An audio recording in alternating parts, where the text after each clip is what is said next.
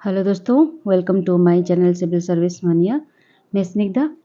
आज हम पढ़ने वाले हैं मिडिवल हिस्ट्री ऑफ इंडिया के लेक्चर नंबर 45, जिसमें हम आज पढ़ेंगे मुगल आर्मी के बारे में। ये एक ही चैप्टर था, Mughal army and मनसबदारी system. And मनसबदारी system के बारे में हमने ऑलरेडी पढ़ चुके हैं पिछले एपिसोड में। जिन्होंने नहीं देखा तो जाके वहाँ पे देख सकते हैं। सतीश चंद्र बुक के हम कवर कर रहे हैं सारे टॉपिक्स। और आज हम पढ़ेंगे मुगल आर्मी के बारे में। आर्मी किस तरह की थी, एफिशिएंसी कितना था और आर्मी में क्या क्या चीज़ें इंक्लूड थी। आर्मी में पर्टिकुलरली कैवेलरी को क्यों इतना इम्पोर्टेंस दिया गया था, जो कि उनकी प्रिंसिपल आर्म था। कैवेलरी मतलब घोड़ों के साथ जो सवारी वाला जो सोल्जर्स होते हैं, सबसे अहम हिस्सा वही मेंटेन कर रहे थे।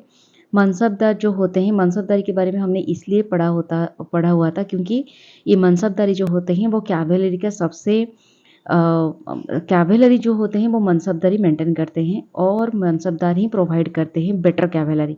तो इसी वजह से मनसबदार के बारे में हमने अच्छे तरीके से पढ़ाई कर ली। और वो मुगल आर्मी को, जो मुगल आर्मी की जो मिलिट्री थी उसको स्ट्रॉन्ग करने में, बैकबोन देने में मनसबदार का बहुत बड़ी अहम हिस्सा वो निभाते थे।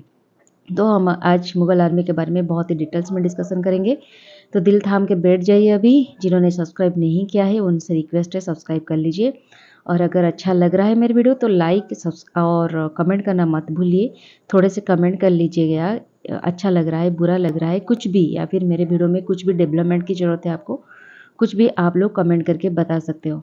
तो चलिए शुरू करते हैं।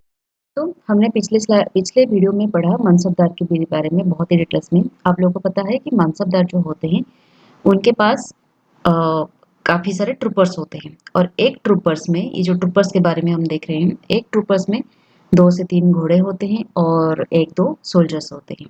ठीक है, इसी तरह से मनसबदार मेंटेन करते हैं ट्रूपर्स को। तो उस ट्रूपर्स में एक कैटेगरी होते हैं जिनको बोला जाता है अहादीस।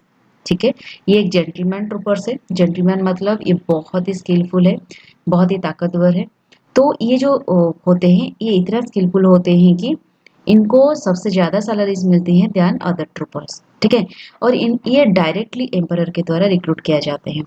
ये जो ट्रूपर्स होते हैं इनके पास सबसे ज़्यादा घोड़े होते हैं। लगभग एक ट्रूपर्स के पास 4 से अप टू 5 हॉर्सेस होते हैं। और ये होता है कि नॉर्मल ट्रूपर्स में 2 to 3 हॉर्सेस होते हैं, लेकिन आर्डिस के पास 5 हॉर्सेस होते हैं। और ऐसा होता है जो सोल्जर्स होते हैं, 2 सोल्जर्स एक घोड़े को भी शेयर कर सकते हैं। इस तरह के उनके मतलब इस तरह की उनको दिया जाता है बेनिफिट। तो ये इतना स्किलफुल होते हैं, इतना स्ट्रांग भी होते हैं, इतना लॉयल भी होते हैं कि इनको एम्परर में, जितने सारे एम्परल कोर्ट्स में, एम्परल हाउस में डिफरेंट काम में भी इनको नियोजित किया जाता है। जैसे कि वो क्लॉक के काम भी कर सकते हैं, पेंटर्स के काम भी कर सकते हैं, रॉयल कारखाना में भी काम कर सकते हैं, एडजुटेंट्स भी काम कर सकते हैं। और जितने सारे इंपीरियल ऑर्डर्स होते हैं वो सब वो कैरी करते हैं। ठीक है, देखा गया है शाहजहां के वक्त पे लगभग 7000 आर्टिस्ट थे। और 7000 आर्टिस्ट को टाइम टू टाइम उन्होंने डिफरेंट फाइटिंग लाइन पे भी भेजा हुआ था। और उनके आर्मी में जितने सारे आर्मी डिस्ट्रीब्यूट होके रखे हुए थे सारे इंडिया में, और नेबरिंग जो बॉर्डर लाइन थी उसके आसपास भी, वहाँ पे भी उनको डिस्ट्रीब्यूट करके रखे हुए थे, क्योंकि उनको लॉयलिटी की ज़्यादा ज़रूरत थी और उनकी स्ट्रॉन्ग आर्मी की ज़रूरत थी ये सब कुछ चीज़ों को मेंटेन करने के लिए। ठीक है, वक्त पे जो भी मुगल आर्मीज थे उनमें बहुत सारे स्पेशलाइज्ड रोल वाली जो आर्मीज होते हैं उनको डिफरेंट डिफरेंट कैटेगरी के नाम दिए गए थे। जिस तरह की जगह जो स्किल्ड मस्कटियर्स थे, मस्कटियर्स मतलब उनके टाइम पे जो भी पुराने वाले गन्स थे, उन गन्स को चलाने वाले जो भी स्किलफुल पर्सन थे उनको मस्कटियर बोलते हैं। वो बहुत ही अच्छी तरीके से गन को चलाने वाले होते हैं, उनको बरक अंदाज बोला जाता था। जो बोमैन थे, जो धनु तीर बहुत अच्छी तरीके से चलाने जानते होते हैं, उनको तीर अंदाज बोला जाता था। बहुत सारे रॉयल बॉडीगार्ड्स होते हैं। आजकल के ज़माने में हमारे जो प्राइम मिनिस्टर के बॉडीगार्ड्स होते हैं, चीफ मिनिस्टर के बॉडीगार्ड्स होते हैं, उस तरह की रॉयल राजा के भी बॉडीगार्ड्स होते हैं। वो भी एम्परर के द्वारा मेंटेन किए जाते थे और उनको वाला साहिस बोला जाता था। और वो मुगल आर्मी में इस तरह की बहुत सारे ऐसे कैवेलरी मैन थे जो कि सिटाडेल एंड पैलेसेस, जो रॉयल पैलेसेस होते हैं वहाँ पे जितने सारे लोग होते हैं, उनके फैमिली मेंबर्स होते हैं, उनको प्रोटेक्ट करने के लिए जो भी आर्मी होते हैं, वहाँ पे भी आर्म पैलेस गार्ड्स हिसाब से उनको रिक्रूटमेंट दिया जाता था। ठीक है, ये तो बात हो गई, हमने कैवेलरी की बात कर ली। और बहुत सारे ऐसे आर्मी में भी इंक्लूडेड थे जिनको फुटमैन और इन्फेंट्री भी बोला जाता है। इन्फेंट्री मतलब नॉर्मल सोल्जर्स होते हैं, और फुटमैन भी बहुत सारे आर्मी में इंक्लूडेड हुए थे। फुटमैन को बोला जाता था पियदगन। ठीक है, ये सारे वर्ड्स आपको याद रखनी है, मे बी एमसीक्यूज में कभी कभी आ सकता है। और ये जो फुटमैन होते हैं ये मिसलेनियस बॉडी, मतलब मुगल आर्मी में बहुत मतलब डाइवर्स टाइप ऑफ लोग रहते थे। ठीक है, इन्फेंट्री हो गया, कैवलरी हो गया, एलिफेंट, कैमल्स, देन बहुत सारे फुटमैन होते हैं, डिफरेंट कैटेगरी के होते हैं। जो फुटमैन होते हैं इनमें बहुत सारे डाइवर्स कम्युनिटी के लोग रहते थे, जैसे कि मैचलक बियरर्स, जो बंदूक चलाने, जिनको बंदूक अच्छी खासी चलानी आती है, वो लोग इंक्लूडेड थे। पोर्टर्स भी इंक्लूडेड थे, सर्वेंट्स वगैरह होते थे। इनका काम डिफरेंट डिफरेंट दिया गया था। ठीक है, पैलेसेस में बहुत सारे काम होते हैं, जैसे आजकल के ज़माने में भी गवर्नमेंट डिपार्टमेंट में आप लोगों को पता है डिफरेंट तरह के काम होते हैं, तो डिफरेंट काम में डिफरेंट तरह की गवर्नमेंट सर्वेंट्स होते हैं। उसी तरह से आर्मी जो होती है, आर्मी सिर्फ वो नहीं जो युद्ध में जाकर लड़ते हैं। आर्मी में मतलब रॉयल कोर्ट में जितने सारे डिपार्टमेंट है, उस डिपार्टमेंट में हर एक सर्वेंट, हर एक तरह के काम करते हुए लोगों को आर्मी में इंक्लूडेड की मतलब आर्मी बोलते हैं। ठीक है, तो न्यूज़ रनर्स भी होते थे जो न्यूज़ को डिफरेंट प्लेसेस पे जाकर पहुंचाते हैं, और डिफरेंट प्लेसेस से आकर राजा के पास पहुंचा कर लाते हैं। वो न्यूज़ रनर्स भी होते हैं, सोर्स मैन भी होते हैं, जो जिनको सोर्स चलानी अच्छी खासी आती है। रेसलर्स भी होते हैं, स्लेव्स वगैरह भी होते हैं। बहुत सारे डिफरेंट कम्युनिटी के लोग यहाँ पे इंक्लूडेड होते हैं पियतगन में। तो ये जो इनकी जो सैलरी होती है सबसे कम होती है, पर्टिकुलरली 3 से 7 रुपीज़ ए मंथ होती है। सबसे ज़्यादा सैलरी मिलती है अहादीस को। आप लोगों को पता है, हमने मनसबदार के टाइम पे पढ़ा है, उनके जो सोल्जर्स होते हैं पर्टिकुलरली मनसबदार में 200 पर अन्नम के हिसाब से उनको मिलता था। मतलब लगभग आप मान के चलिए 15 से 18 रुपीज़ पर मंथ। ठीक है, जो नॉर्मल ट्रूपर्स होते हैं। लेकिन जो सवार होते हैं, एक एक सवार को इतना इतना मिलता है। लेकिन जो अहाडीस होती हैं उनको सबसे ज़्यादा पैसा मिलती है, तो लगभग हो सकता है 18 रुपये से ज़्यादा मिलता होगा उनको अहाडीस को। लेकिन ये जो पियादमैन होते हैं, फुटमैन होते हैं, उनको सॉरी मैचलॉक बेरर्स, जिनको बंदूक चलाना आती है, उनको मिलता है 3 से 7 रुपीज़ पर मंथ। ठीक है, तो मान के चल सकते हैं ये जितने सारे लोग होते हैं उनको डेफिनेटली कम कम सैलरी मिलता होगा। और ये जो स्लेव्स वगैरह होते हैं ये इनको सबसे कम पैसा मिलता है, हो सकता है 1 to 2 रुपीज़ पर मंथ। और इनको कभी कभी एम्परर और प्रिंसेस की क्लॉथ वगैरह भी दिया जाता है, उनकी खाना भी कभी कभी प्रोवाइड किया जाता है, क्योंकि दास वगैरह होते हैं, उनके पास इतना अच्छा खासा पैसा नहीं होता चलने के लिए। और कभी कभी अकेजनली उनको जेंटलमैन ट्रूपर्स में इंक्लूड किया कर दिया जाता है। तो इस तरह की मुगल आर्मी डिफरेंट कैटेगरी से बिलोंग करता है, और डिफरेंट तरह की सैलरी भी उसी हिसाब से तय किया जाता है। आर्मी के बाद अब हम बात करेंगे आर्टिलरी के बारे में। मुगल आर्टिलरी किस तरह प्रकार की थी उसके बारे में जानेंगे।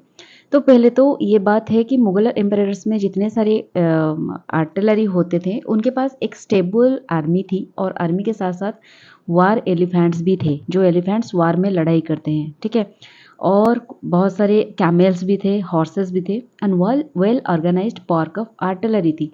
Different diverse type of artillery उनके पास प्रेजेंट थी। उस आर्टिलरी में एक तरह की चीज़ें होती थी जिनका नाम है हेवी गन्स, और ये जो हेवी गन्स है इनको पर्टिकुलरली फोर्ट्स को असल्ट करने के लिए, डिफेंड करने के लिए रखा जाता था। बड़े बड़े जो फोर्ट्स होते हैं उनको गिराने के लिए हेवी गन्स काम आते थे। और ये बहुत ही क्लमजी होते थे, और इतने बड़े होते थे और इतने हेवी होते थे, उनको कैरी करना भी बहुत डिफिकल्ट होता है। एक जगह से दूसरी जगह को कैरी करने में काफ़ी मतलब तकलीफ होता था। फिर एक होता है लाइट आर्टिलरी। ये जो आर्टिलरी होते हैं ये काफ़ी एफिशिएंट होते हैं, ये जो गन वगैरह होते हैं, और इसको ज़्यादातर मोबाइल किया जा सकता है। एक जगह से दूसरे जगह तक बहुत आसानी से आप मोबाइल कर सकते हो। और ये एम्परर के साथ मूव्ड किया जाता है। जब राजा जाते हैं उनके साथ, राजा के साथ साथ इसको भी लिया जाता है। इसको आर्टिलरी ऑफ द स्टीरअप बोला जाता है। ठीक है, फिर एक होता है कि देखा गया है जो मुगल आर्मी में पर्टिकुलरली बहुत सारे मतलब फॉरेन आर्मी होते हैं उनको भी इंक्लूड किया जाता था एक वक्त पे, जिसमें ऑटोमन एम्पायर के बहुत सारे एम्प्लॉयज़ होते थे, पोर्तुगीज़ के भी एम्प्लॉयज़ होते थे। लेकिन जब औरंगजेब आए गद्दी पे बैठे। उनके बाद मुगल आर्मी को बहुत अच्छी खासी डेवलपमेंट कर दिया गया और उसके बाद जो फॉरेन के आर्मीज़ थे, उनको बहुत डिफ़िकल्टी से डिपार्टमेंट में मिलती थी रोल। फिर एक फ्रेंचमैन होते हैं, फ्रेंचमैन की एक ट्रैवलर होते हैं, बर्नियर उनके नाम है, जो फ्रेंच से शाहजहां के टाइम पे या फिर औरंगजेब के टाइम पे वो आते हैं हमारे इंडिया पे। उनके हिसाब से उन्होंने बहुत सारे मुगल आर्मी के साथ काफ़ी दिनों तक उन्होंने काम किया, ऑब्जर्व किया बहुत डीपली। उनकी एक स्टेटमेंट थी कि उनके जो लाइट आर्टिलरी थी, ये जो लाइट आर्टिलरी ये सबसे एफिशिएंट आर्टिलरी थी और इसको हेवी आर्टिलरी के जगह इसको ज़्यादा से ज़्यादा यूज़ किया जाता था। ठीक है? इसमें 50 स्मॉल ब्रासेस पीसेस थी, ब्रास की पीसेस इसमें लगे हुए थे स्मॉल आर्टिलरी में और इसको कैरी किया जाता था with the help of horses, 2 fine horses. और कभी-कभी एक हॉर्सेस को रिजर्व भी रखा जाता था। कभी रास्ते में अगर कोई हॉर्सेस का हॉर्सेस 6 हो जाता है या फिर डेड हो जाती है या फिर किसी भी वजह से वो काम नहीं कर पाता, तो और एक जो तीसरा रिजर्व वाला हॉर्सेस होता है उसको यूज़ किया जाता है। और कभी-कभी आर्टिलरी को एलिफेंट और कैमल के ऊपर भी माउंट करके लिया जाता था, जब युद्ध वगैरह होते हैं, ठीक है? और उनके हिसाब से जो बिग गन्स वगैरह होते हैं, जो हेवी गन्स वगैरह होते हैं, ये सिर्फ़ दुश्मन को डराने के लिए रखा जाता है, इतना एफिशिएंट नहीं होता और कभी-कभी उसको तो ये होता है, ये इतना हार्म भी नहीं करता जितना वो नॉइज़ करता है और ये दिन में बहुत बार भी आप इसको यूज़ नहीं कर सकते। जैसे कि लाइट आर्टिलरी को आप लाइट जो गन होते हैं उनको आप काफ़ी बार यूज़ कर सकते हैं दिन में, लेकिन हेवी को 1-2 बार या फिर मैक्सिमम 3-4 बार इस तरह से आप यूज़ कर सकते हो। और कभी-कभी ऐसा होता है कि अपने आप ही फट जाता है और जो भी मैन उसको कैरी करते हैं, उनको भी काफ़ी नुकसान पहुँचाता है। ठीक है? और अगर मुगल आर्मी के स्ट्रेंथ के बारे में बात किया जाए, तो शाहजहां के टाइम पे लगभग कैवेलरी थी 2 लाख। ठीक है? जिसमें आप एक्सक्लूड कर सकते हैं जो भी मेन वर्किंग करते हैं डिस्ट्रिक्ट में विथ फौजदार। ठीक है? जो डिस्ट्रिक्ट में डिफरेंट गवर्नमेंट डिपार्टमेंट में काम करते हैं और जो फौजदार के साथ डिफरेंट काम में बिजी होते हैं, उनको एक्सक्लूड करके ओनली अगर आप कैवेलरी की बात करो, कैवेलरी मतलब जो हॉर्सेस के ऊपर जो सोल्जर्स बैठ के, हॉर्सेस और सोल्जर्स वो बैठ के जो युद्ध करते हैं, वो स्ट्रेंथ थी शाहजहां के टाइम पे 2 लाख। और इन्फेंट्री होते हैं जो सोल्जर्स विदाउट घोड़े युद्ध करते हैं, ठीक है? जो आर्टिलरी के साथ युद्ध करते हैं और वो होते थे 40,000। तो लगभग 2,40,000 सोल्जर्स होते थे जो लड़ाई करते थे, युद्ध करते थे। इनमें नॉन फाइटिंग पीपल इंक्लूड नहीं है, बट औरंगजेब के टाइम पे ये थोड़ा ज़्यादा हो गए, 2,40,000 उनका कैवेलरी हो गया और 40,000 के आसपास इन्फेंट्री।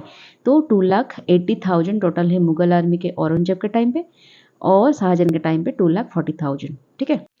अब दोस्तों हम बात करेंगे मुगल साम्राज्य की एफिशिएंसी के बारे में। तो अगर हम कंपेयर करेंगे यूरोपियन स्टेट के जो इन्फेंट्री है और सेंट्रल एशियन स्टेट की जो भी इन्फेंट्री है, उसके साथ अगर मुगल आर्मी की एफिशिएंसी को हम कंपेयर करेंगे, तो हम ये देख सकते हैं कि कैवेलरी स्ट्रेंथ में एक-एक करके हम जाते हैं। कैवेलरी स्ट्रेंथ तो सबसे ज़्यादा मुगल की ही बहुत ही स्ट्रॉन्ग थी, क्योंकि आप इसका अंदाज़ा लगा सकते हैं जब उज़्बेक को उन्होंने हराया, उज़्बेक के अगेंस्ट वो जो सक्सेस मिला था बाल कैंपेन में, हमने पढ़ा हुआ है बाल कैंपेन के बारे में, वो जाकर वीडियो आप देख सकते हैं, लिंक मैं डिस्क्रिप्शन में मैं दे दूँगी। तो उससे आप अंदाज़ा लगा सकते हो कि कैवेलरी में काफ़ी हद तक हमारे मुगल कैवेलरी बहुत ही स्ट्रॉन्ग था। फिर इन्फेंट्री के बारे में अगर बात करेंगे तो हमने पढ़ा जो फ्रेंच से आए थे बर्नियर, यूरोपियन ट्रैवलर एक है, उनके हिसाब से उन्होंने एक एडवर्स रिमार्क दिया हुआ था कि देखिए हमारे जो मुगल इन्फेंट्री है, जो पैदल वाला सोल्जर्स है, वो इतने इल ऑर्गेनाइज्ड थे as compared to European states and ill led भी थे, रिजेंबल्ड लाइक ए राबल। वो इतना अच्छा खासा नहीं था क्योंकि यूरोपियन सोल्जर्स वो होते हैं, वो वेल ऑर्गेनाइज्ड होते हैं, डिसिप्लिन्ड होते हैं, जो कि मुगल आर्मी में नहीं था। क्योंकि उनको इतना सब पता ही नहीं था। मुगल आर्मी के साथ यूरोपियन के साथ इतना लड़ाई भी नहीं हुआ था।